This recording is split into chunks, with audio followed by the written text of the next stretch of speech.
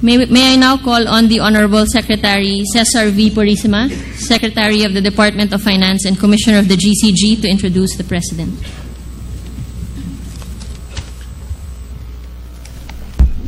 Ladies and gentlemen, the President of the Republic of the Philippines, His Excellency Benigno S.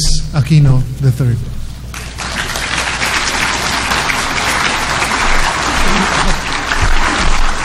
Maraming salamat po.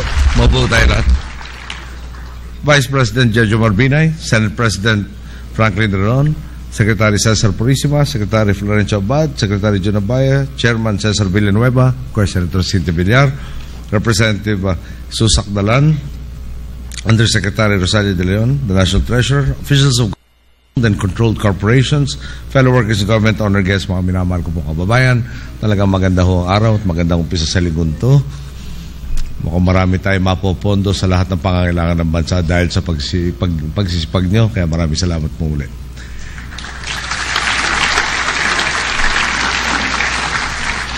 Ilang ulit na po nating nasabi, ang matuwid na pamamahala ang susi sa maunlad na ekonomiya.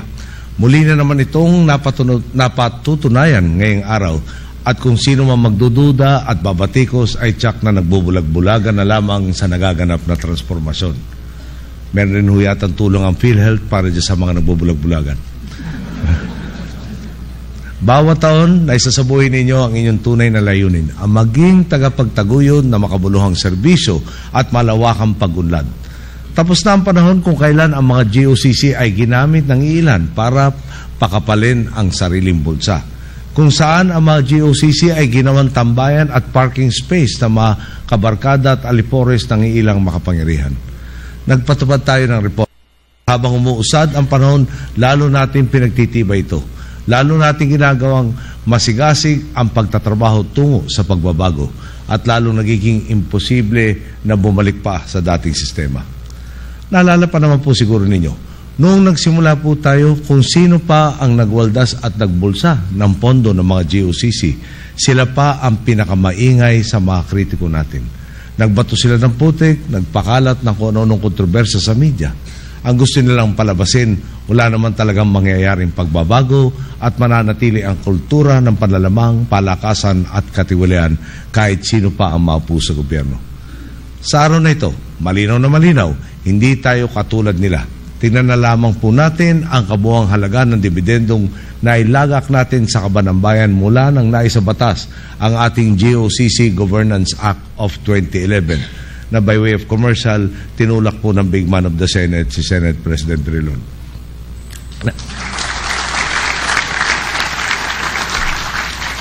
95.30 piso. 3.5 taon pa lamang ang lumilipas, nalampasan na natin ang suma total ng dividendo ng mga GOCC na nagkakalaga ng 81.54 billion piso. Mula 2002 hanggang 2010. Ibig po sabihin ito, para mas maliwanag. Ang average po nila, 9.6 billion sa loob ng 9 na taon, ay natabunan na natin ng average na 27.25 billion sa ating 3.5 taon.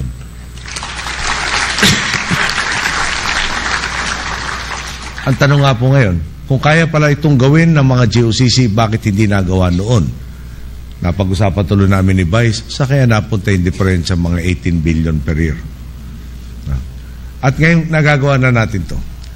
Magiging sukatan na sana ito ng inyong pagtatrabaho. Ang patuloy na pagpapataas ng dibidendong matatanggap ng gobyerno at sa huling bahagi ng taong bayan. Sa tapat na pamamahala, mas marami tayong pondo para sa makabuluhang programa at serbisyo sa mamamayang Pilipino. Itiyak nating bawat pisong kinikita ng pamahalaan ay napupunta sa pagsusulong ng kapakanan ng ating mga kababayan. Halimbawa nito ang mga sinasagawa mga hakbang ng Governance Commission for GOCCs sa pangunguna ng ating masigasig na Chairman Cesar Villanueva upang lalong maitaguyod ang sektor ng GOCC bilang tunay na kabalikat sa pagpapaunlad ng ating ekonomiya. Sa simula pa lang na ating pamamahala, tinukoy natin ang maugat na mga suliranin sa inyong sektor upang makapaglatag ng tamang solusyon. Inalam po natin na tinabolish ang mga GOCC na hindi naman kailangan habang isinasayos naman ang mga korporasyong may pareho o paulit-ulit na mandato. Ngayon din, Naglatag tayo ng mga inisyatibang upang mailayo ang ating mga empleyado sa tukso ng katiwalian at bigyang insentibo ang kanilang pagpili na manatili sa serbisyo publiko. Pinag-aaralan na po natin ang mga mekanismo maglalapit sa natatanggap ng kompensasyon ng ating mga personel sa kinikita ng mga nasa pribadong sektor. Nais po natin mabigyan sila ng tamang timpla ng basic pay at allowance upang masuklian ang kanilang paglilingkod sa bayan. Kaugnay nito, pinapatupad na rin natin ang makatwirang pagbibigay ng bonus at incentive ng isang empleyado. Winakasampu natin ang kultura ng hokus-pokus at palakasan sa mga GOCC. Ang pondo na dati-rati dumidiretso sa bulsa ng ilan, nagagamit na po natin upang bigyan ng karampatang insentibo ang mga tunay at tapat na naglilingkod sa bayan. Para naman po sa mas bukas at epektibong pamamahala, nariyan ang binubuo nating Integrated Corporate Reporting System. Dito po ilalagak ang mga impormasyon ukol sa gawain ng ating mga GOCC. Sa inisitibang ito, mas mapapahusay ang ugnayan ng ating mga ahensya at korporasyon ng gobyerno. Kapag nakumpleto na ito, maaaring bisitahin ng ating mga kababayan ang kanilang website anumang oras at ito ang magbibigay sa kanila na higit na kakayahan upang makilahok sa mabuting pamamahala. Talaga nga pong malayo na ang ating narating sa ating paglalakbay sa tuwid na landas. Kapag sinabing gobyerno kasi, negatibo ang ibig sabihin. Napakaraming sa mga proseso, napakabagal ng serbisyo at hindi ka sigurado kung saan napupunta ang kaban ng bayan. Pero ngayon po, sa tulong na inyong pakikiambag, nagbabago na ang mukha ng gobyerno. Ang dating pabigat, natabas na. Ang dating nakakasagabal, ngayon ay katuwang na. Gayun din ang mga pinatulong ninyong pawis at patuloy ninyong paninindigan ang pinakamalakas nating kalasag sa mga nagbabato ng duda at intriga habang nagsusulong tayo ng transformasyon sa lipunan. Binabati ko at pinapasalamatan ang bawat pinuno at empleyado ng mga government-owned and controlled corporations, pati na ang GCG. Malinaw po, ang tagumpay ng ating mga pagpupunyagi ay tagumpay ng bawat Pilipino. Kasabay ng pagbati ko sa inyong naiambag, inaasahan kong hindi kayo magsasawa sa masigasig na pagtupad sa inyong mga tungkulin. Nailatag na natin ang mga pundasyon. Sama-sama nating abutin ngayon ang mas matatayog pang pangarap. Gamitin natin ang pagkakataong ibigay sa atin upang siguruhin na kapag may one o wanang nagsasabing kasi ang tinutukoy niya ay isang pamahalang mabilis sa pagtugon sa pangangailangan ng mamamayan.